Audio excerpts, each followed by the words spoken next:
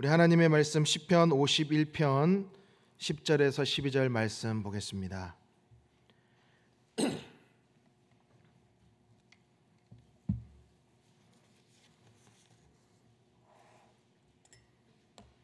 시편 51편 10절에서 12절 말씀입니다. 제가 가진 성경으로 구약 839쪽에 있습니다.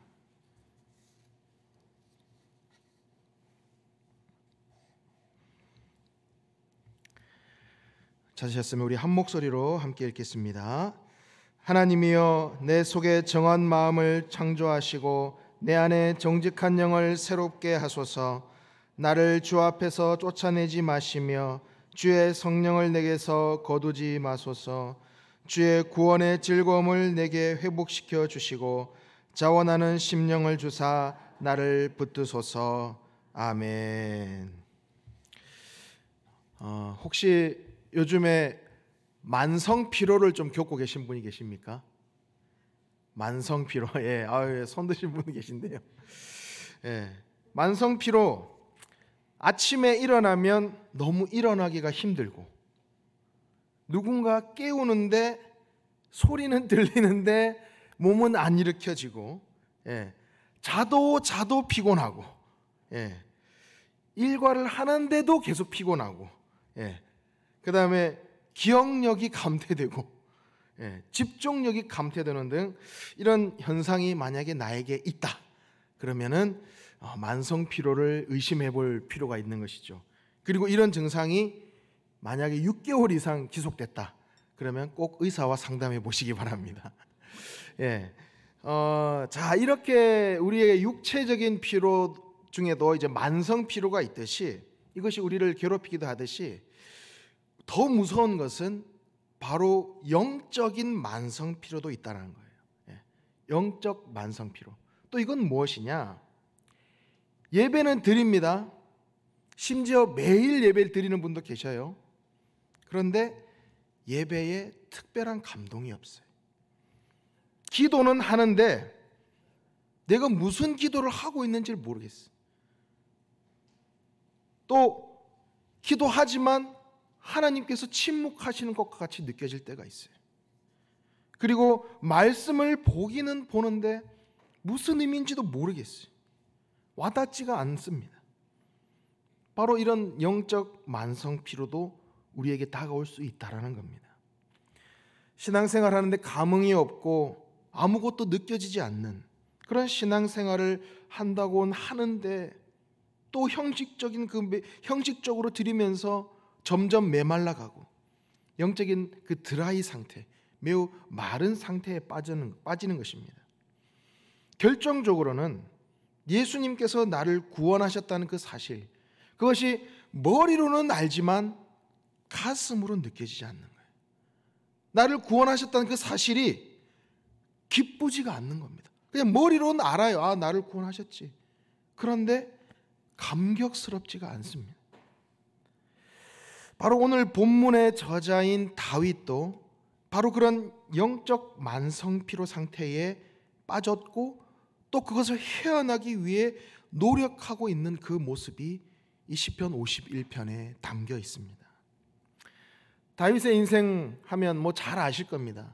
참 파란만장한 인생을 살았죠. 다윗은 목동 시절 어린 나이에 왕으로 기름 부음을 받습니다. 그런데 그 이후로 모든 것이 해결됐습니까? 탄탄대로가 열렸나요? 그렇지가 않아요. 오히려 그 기름 부음을 받음으로 인해서 오히려 고난길이 시작이 됩니다. 사울로 인해서 긴 도망자의 삶을 살게 되고, 그 도망자의 기간이 끝이 나고 이제 하나님의 놀라운 역사로 통일 이스라엘의 이제 진정한 왕이 됩니다. 하나님께서 함께 하시는 다윗의 왕정은 대단했죠. 가는 곳곳마다 승승장구했습니다. 그리고 그 지역 일대의 다윗의 명성은 날로 높아져 갔습니다. 이스라엘을 감히 넘보는 나라가 없었습니다. 탄탄대로가 열리고 있었어요. 자, 그러던 어느 날 다윗은 영적 무기력, 영적 만성 피로에 빠지고 맙니다. 그 누구보다도 하나님을 사랑하고 순종했던 그 다윗이 그날은 하나님이 눈에 보이지가 않았어요. 다윗은 어땠습니까? 항상 전투에 선봉에 섰던 그런 왕이었어요. 그런데 그날은 그의 병력들이 다 전투에 임하고 있음에도 다윗은 편안히 왕궁에서 쉬고 있었습니다. 좀 평소의 다윗과 같은 모습이 아니었습니다. 다윗은 왕궁 옥상에서 자신의 그 왕국을 내려다보며 아마도 속으로 이렇게 생각했을지 모릅니다. 내가 이룬 이 왕국을 봐라. 참, 진짜 멋지다. 이런 감상에 취해 있었던 듯합니다. 바로 그때 목욕하는 여인 밧세바를 훔쳐보고 맙니다. 다윗의 마음에 죄가 틈타게 됐죠. 밧세바를 데려오려 합니다.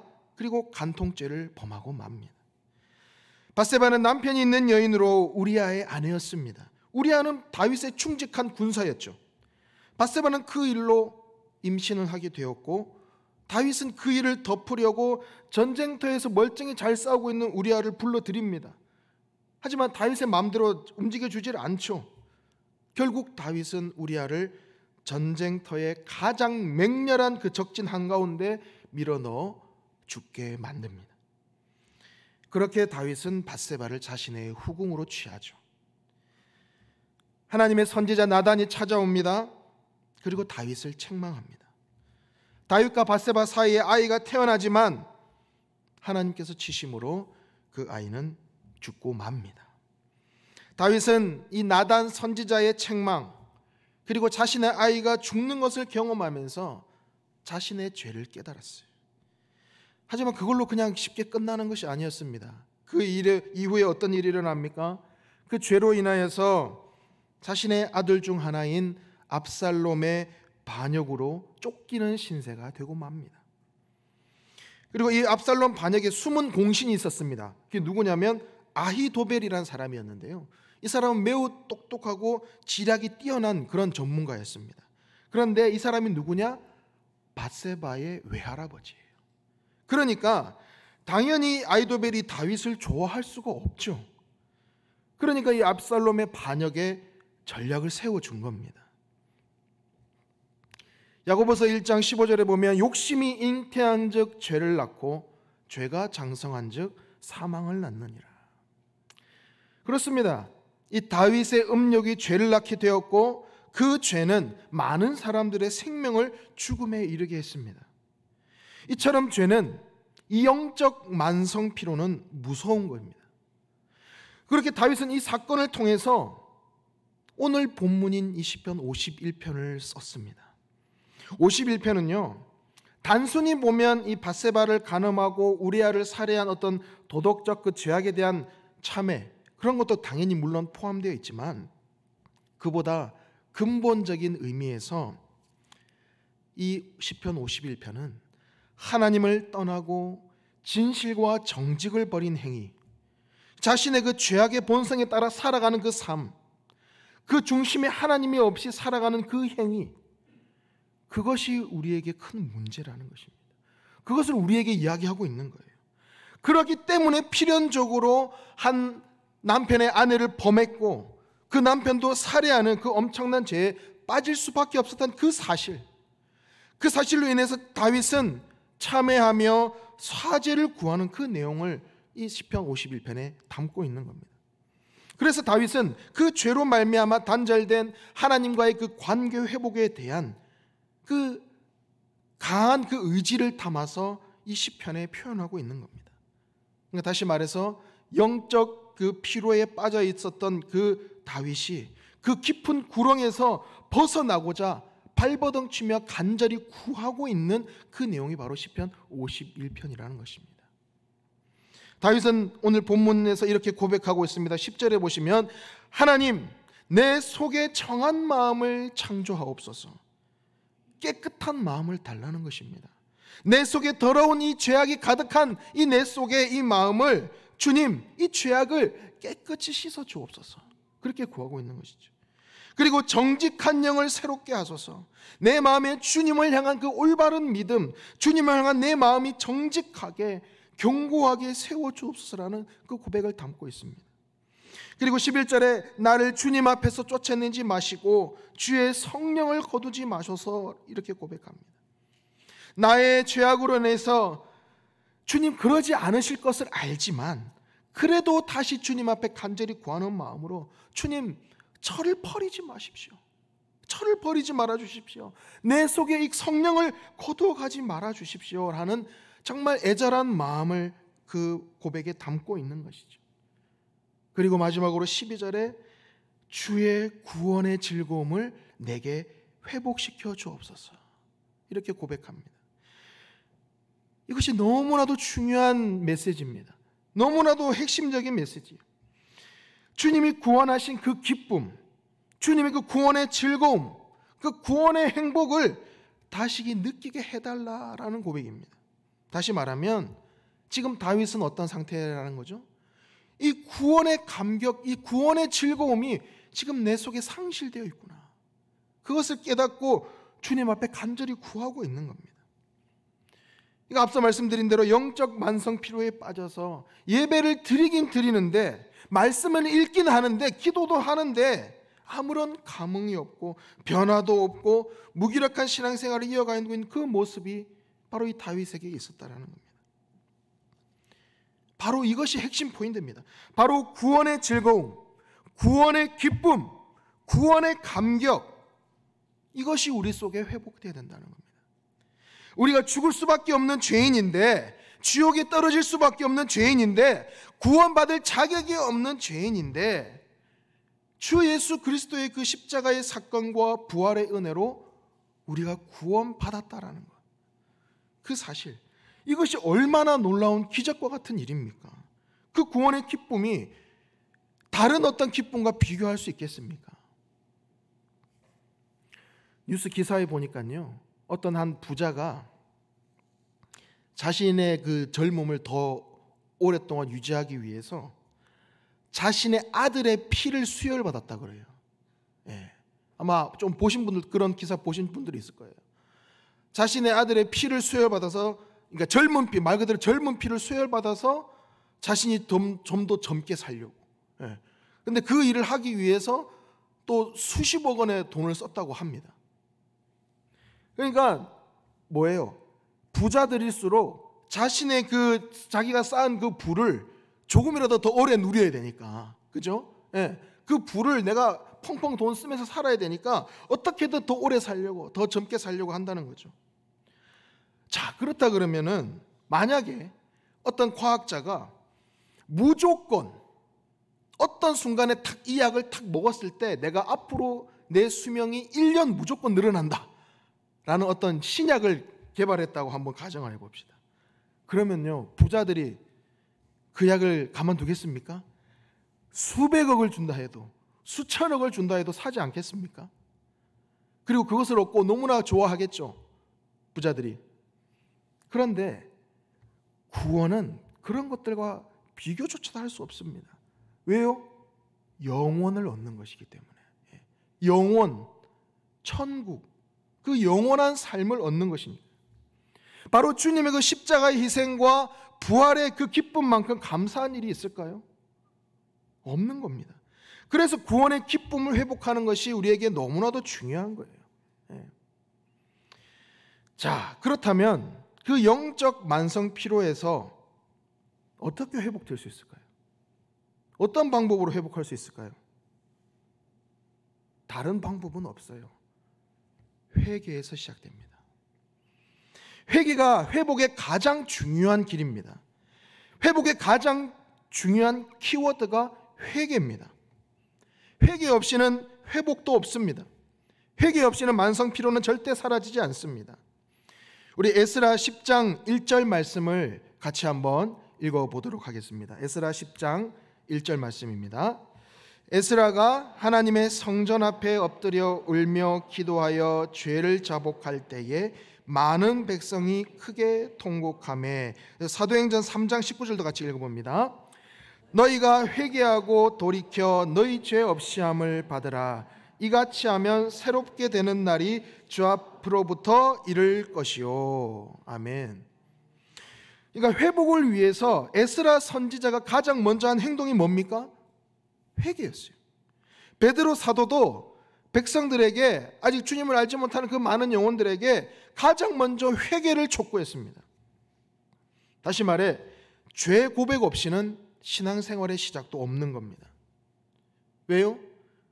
우리는 원래 죽을 수밖에 없는 죄인이었습니다. 계속 죄를 짓고 살아갑니다. 그랬기에 우리는 공의의 하나님 앞에서 어떻게 됩니까? 죽을 수밖에 없는 거예요. 죄 없으신 하나님 앞에 섰을 때 우리는 죄인이기 때문에 죽을 수밖에 없는 연약한 존재였어요. 그런데 하나님께서 우리를 구원하신 거예요. 공의의 하나님이시기도 하지만 우리를 너무나도 사랑하신 하나님께서 독생자 예수 그리스도를 이 땅에 보내신 거 아닙니까? 그리고 우리를 대신해서, 내가 죽어야 하지만 나를 대신해서 십자가의 대속물로 죽게 하신 거죠. 그리고 그 십자가의 사랑을 받은 우리 모두, 그리고 전 인류는 그 십자가의 사랑을 믿고 이제 자신 스스로 죄를 고백하고 회개할 때 구원의 길이 열리는 겁니다. 바로 신앙생활이 시작이 된다라는 겁니다.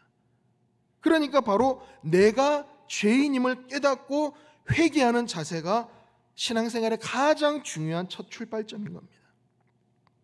다윗도 마찬가지였어요. 다윗, 세상 사람들도 잘 압니다. 심지어 교회 안 다니는 사람도 다윗 하면 잘 알죠. 성경의 그 역사 속에서 하나의 커다란 획을 그은 한 사람이죠. 이스라엘 역대 왕 중에 가장 훌륭하고 뛰어난 그런 존경받는 왕입니다.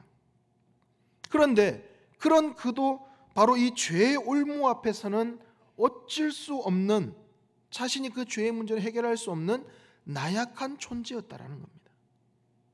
그럼에도 불구하고 그가 이스라엘 역사에 정말 길이 빛날 위대한 신앙인물로 평가받고 있는 것은, 그가 한 나라의 국왕임에도 불구하고 하나님의 그 선지자로부터 죄를 지적받았을 때 겸손하게 그 책망을 받아들였다는 겁니다. 그리고 누구보다 철저하게 하나님 앞에서 죄를 회개하고 의를 행하는 삶에 힘썼기 때문에 그가 다시 회복될 수 있었다는 겁니다. 우리는 누구나 죄성을 가진 연약한 인간입니다. 누구나 죄를 지을 수밖에 없는 존재이죠. 그리고 누구나 영적 만성 피로에 빠지기도 하고 또 그것에 빠져 헤어나지 못하는 것을 경험하기도 합니다. 그럴 때 우리에게 가장 중요한 것은 말씀을 통하여서든 예배를 통하여서든 또는 주변 형제 자매를 통해서든 내가 죄를 깨달았을 때 머뭇거리지 않고 즉시 회개할 수 있는 그 용기가 우리에게 필요하다는 겁니다. 왜냐하면요, 죄의 심각성은요, 범죄 그 자체보다 범죄 이후에 하나님 앞에서 끝까지 회개하지 않고 죄를 감추려고 하는 것에 더 심각한 문제가 있습니다. 본문에서 다윗이 회개하는 것 중에 정한 마음을 창조하소서, 정직한 영을 내 정직한 영을 새롭게 하소서 외친 것도 죄가 얼마나 심각한지 다윗 스스로도 깨달은 겁니다. 죄를 자꾸만 숨기려고 하기 때문에. 회개하는 사람만이 사죄의 기쁨과 하나님과 교제하는 그 기쁨, 궁극적으로는 천국의 그 구원의 기쁨을 누릴 자격이 있는 것입니다. 회개하는 자에게 주시는 하나님의 놀라운 회복은 너무나도 풍성합니다. 우리의 상상을 뛰어넘는 회복의 역사를 허락하십니다. 성경 곳곳에 보면 하나님의 놀라운 회복의 역사를 이루시는 것을 우리는 볼 수 있습니다. 먼저는요, 육체를 회복시키세요. 육체를. 죄 고백하고 죄를 회개하는 것과 육체 회복이 뭐가 연결되어 있을까? 바로 예수님은요, 이 땅에 오셔서 수많은 병자들을 고치셨어요. 그러면서 꼭 무슨 이야기를 하시느냐? 죄 사함을 같이 이야기하세요. 베데스다 38년 된 병자 보세요. 베데스다 그 병자를 고치시면서 예수님 뭐라고 말씀하시냐? 더 심한 것이 생기지 않게 다시는 죄를 범하지 말라, 이렇게 말씀하셨어요. 그리고 중풍병자를 고친 사건 아시죠? 그 사건에 예수님이 뭐라고 이야기하시냐? 죄 사함을 받으라. 먼저 죄사함을 선포하세요. 그 이유는 뭐겠어요? 죄의 결국에 죄와 이 육체의 병이 연결되어 있을 때가 많다는 거죠. 그리고 죄로 인해서 우리는 자꾸만 뭘 생각해요? 내가 뭔가 잘못됐기 때문에 계속 그런 걱정을 하지 않습니까? 내가 뭔가 잘못되어서 죄를 지었나? 그러니까 이 중풍병자도 보면 오랜 기간 누워있지 않았겠습니까? 예수님께서 왜 죄사함을 선포하셨을까요? 그 중풍병자의 그 마음의 병도 치유하시는 거예요. 그 죄책감에 시달리는 그 마음의 병도 치유하시는 거예요. 예수님의 회복에는 육체의 회복이 있습니다. 두 번째로는 사명을 회복시키세요. 엘리야가 아합과 이 영적인 전투에서 승리하잖아요. 바알의 선지자들과 아주 용맹하게 승리했습니다. 그런데 이세벨의 한마디에 영적으로 완전히 만성피로에 빠져서 갑자기 영적으로 완전히 침체하게 됩니다. 그러면서 하나님 앞에 하나님 저 죽여주세요. 저 이세벨의 손에 그냥 죽기 전에 그냥 하나님 저 죽여주세요. 이렇게 얘기하는 거예요. 이 엘리야 선지자가, 이 위대한 엘리야 선지자가 영적 만성피로에 빠지니까 완전히 사명을 잃어버린 거예요. 하나님께서 어떻게 회복시키십니까? 바로 그의 사명을 회복시키세요. 그를 회복시키시고 어루만져 주시고 사명을 회복시키시는 거예요. 그리고 지위를 회복시키세요. 지위. 무슨 지위가 있을까요? 무슨 지위? 나를 어떤 높은 자리에 올려주신다는 건가? 바로 탕자의 자리에서. 탕자가 아버지를 떠났잖아요. 그런데 그래도 탕자가 잘한 행동은 뭡니까? 아버지께 돌아왔다는 거예요. 아버지께 돌아와서 회개했을 때 아버지가 그 아들을 진짜 아들의 자리로, 어떤 노예의 모습이 아니라, 아들은 노예로서 살고 싶다는 생각을 가지고 왔지만 노예의 자리 아니라 아들의 자리로 지위를 회복시켜 주시는 겁니다. 그리고 마지막으로는 섬김과 나눔의 기쁨을 회복시켜 주세요. 초대교회 공동체들이 자신의 재산을 다 나누고 함께 통용했잖아요. 그런데 여러분 한번 생각해 보세요. 고대 사회에서 먹는 것이 넉넉했습니까? 재산이 얼마나 많았겠습니까? 넉넉해서 나눌 수 있었던 것이 아니죠. 나눔의 기쁨이 있기 때문에, 섬김의 기쁨이 있기 때문에 그 초대교회 공동체는 서로 나누고 섬기고 그 안에서 기쁨을 누렸다는 겁니다. 바로 이 모든 것이 어떻게 해서 일어났습니까? 바로 그 회개를 통해서, 회복을 통해서 인생의 전반적인 것이 육체와 사명과 지위와 그 나눔과 그 섬김의 기쁨이 회복된다는 겁니다. 바로 그 놀라운 회복이 바로 구원의 즐거움에 회복되는 그 첫걸음에서 시작된다라는 것입니다. 내가 정말 예수님의 피로 구원받았다는 것, 예수님의 그 보혈의 능력으로 구원받았다는 그 사실이 즐겁고 감격스럽고 기쁨으로 우리에게 다가와야 된다는 것이죠. 한번 생각해 보십시오. 내가 최근에 주님의 나를 구원하셨다는 그 사실 그 자체만으로 내가 기뻐하고 있는가? 내가 그 나를 구원하셨다는 그 구원의 그 사실만으로 내가 지금 감격스러워하고 있는가? 그 사실만을 생각할 때 내가 너무나도 기쁜가? 이런 기쁨이 얼마만인가?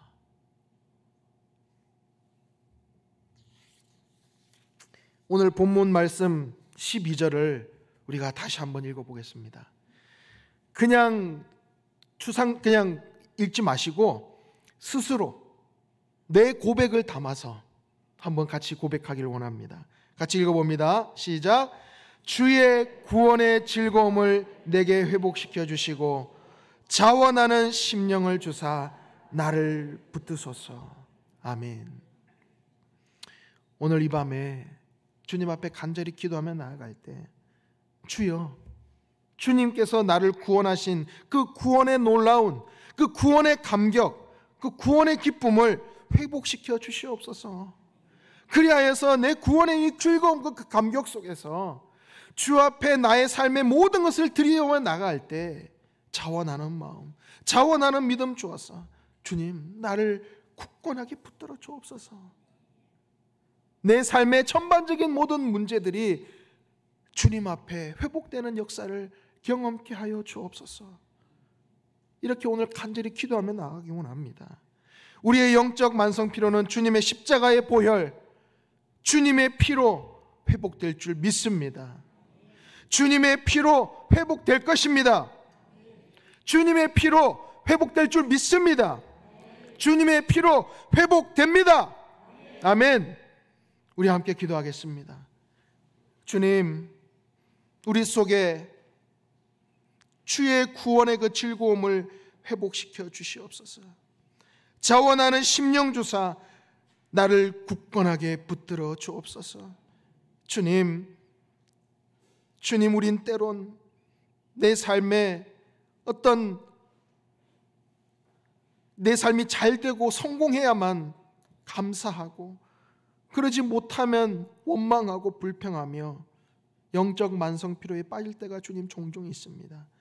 주님, 저희들을 불쌍히 여겨주시고, 주님, 오늘 이 밤에 주님의 놀라운 그 구원의 감격, 구원의 기쁨이 회복되고 넘쳐나는 우리의 삶이 되게 하여 주옵소서. 예수님의 이름으로 기도하옵나이다.